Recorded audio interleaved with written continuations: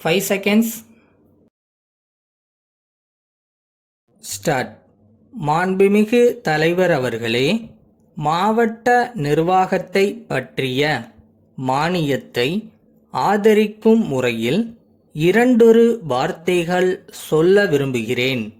கிராம மக்களுக்கு நல்ல வசதியையும் சௌகரியத்தையும் செய்து கொடுக்க வேண்டுமென்ற கடமையுணர்ச்சியோடு மாவட்ட நிர்வாகம் நன்கு செயல்பட வேண்டியது மிகவும் அவசியமாகும்.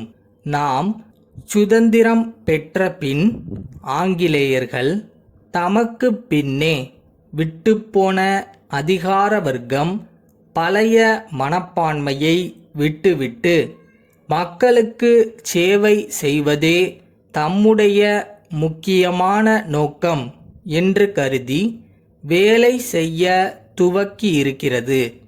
எனினும் சில குறைகள் இருந்து கொண்டுதான் வருகின்றன என்பதை தெரிவித்துக் கொள்கிறேன்.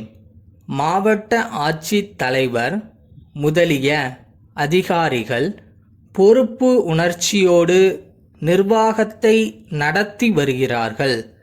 ஆனால் அதற்கு உதவியாக இருக்கிற மற்ற அலுவலர்கள் மக்களுக்கு பணி செய்யக்கூடிய மனப்பான்மையோடு இல்லை. இதை நல்ல முறையில் சீர்திருத்த அரசு எல்லாவிதமான நடவடிக்கைகளையும் எடுத்து வருவதை நான் பாராட்டுகிறேன். இப்போது உணவு நெருக்கடி அதிகமாக இருக்கிறது. தானிய விலைகள் ஏறிக்கொண்டிருக்கின்றன. இந்த சமயத்தில் ஆயிரக்கணக்கான விவசாயிகளும் மற்ற ஏழை எளிய தொழிலாளர்களும் வசிக்கும் பகுதிகளில் உடனடியாக நியாய விலை கடைகளை திறக்க வேண்டுமென்று அரசு ஆணையிட்டாலும் அந்த ஆணையை உடனடியாக நிறைவேற்றினால்தான் மக்களுடைய உணவு கஷ்டம் தீரும் என்பதை அதிகாரிகள் உணர்ந்து அதற்கு தக்க நடவடிக்கைகளை எடுக்க வேண்டுமென்று கேட்டுக்கொள்கிறேன். மேலும் சிவப்பு நாடா முறை இன்னும் நிலவி வருவதை ஒழிக்க வேண்டும். விவசாயிகளோ கிராமவாசிகளோ அதிகாரிகளிடம் மனு போட்டால் அதை உடனடியாக பைசல் செய்ய ஏற்பாடு செய்ய வேண்டுமென்று கேட்டுக்கொள்கிறேன். அடுத்தபடியாக நம்முடைய அரசு லட்சக்கணக்கான பண உதவி ஏழை விவசாயிகளுக்கும் பிற்பட்ட வகுப்பினருக்கும் அளித்து வருகிறது. ஆனால் அதை அப்படியே நேரடியாக விவசாயிகள் பெற முடியாத நிலை இருக்கிறது. அதிகாரிகளை அணுகி அந்த பண உதவி முழுவதையும் பெற முடியாத நிலைமையில் இருக்கிறார்கள். இந்த விஷயத்தில் அரசு கண்டிப்பாக நடவடிக்கை எடுத்து முழு பண உதவியையும் விவசாயிகள் பெறும்படி செய்ய வேண்டும். அடுத்து, கிராம நிர்வாக அதிகாரிகளுடைய பரம்பரை உரிமையை ஒழித்துவிட வேண்டுமென்று நான் கருதுகிறேன்.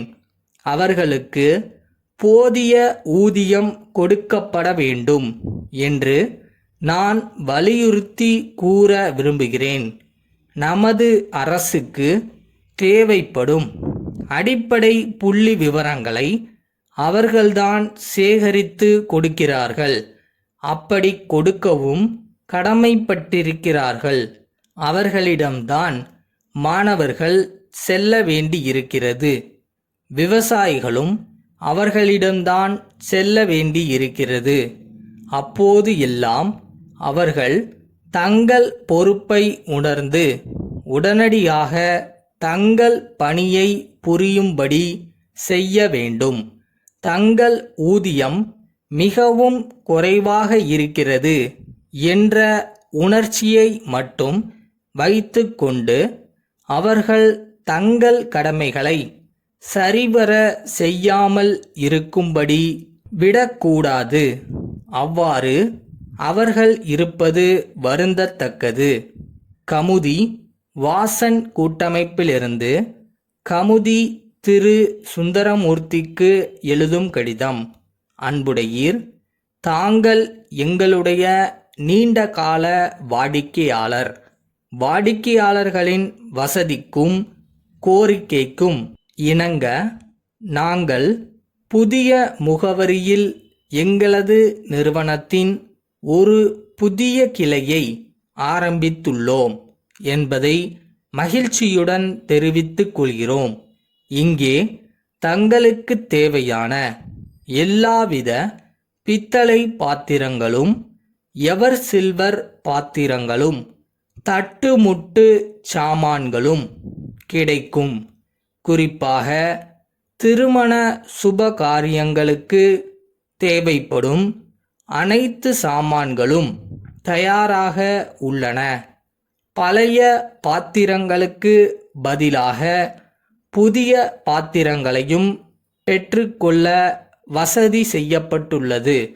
மேலும் புதிய பாத்திரங்கள் வாங்கும்போது விலை மதிப்பிற்கு ஏற்றவாறு குழந்தைகளுக்கான விளையாட்டுப் பொருள்களும் இலவசமாக வழங்கப்படும் என்பது மகிழ்ச்சியான செய்தியாய் இருக்கும். முதல் 3 மாதங்களுக்கு விலையில் 3 விழுக்காடு தள்ளுபடி செய்யப்படும் என்பதையும் தெரிவித்துக் கொள்கிறோம். தாங்கள் இந்த வாய்ப்பை லாபகரமான முறையில் பயன்படுத்திக் கொள்வீர்கள் என நம்புகிறோம். விரைவில் தங்களது வரவை ஆவலுடன் எதிர்பார்க்கிறோம். தங்கள் நம்பிக்கையுள்ள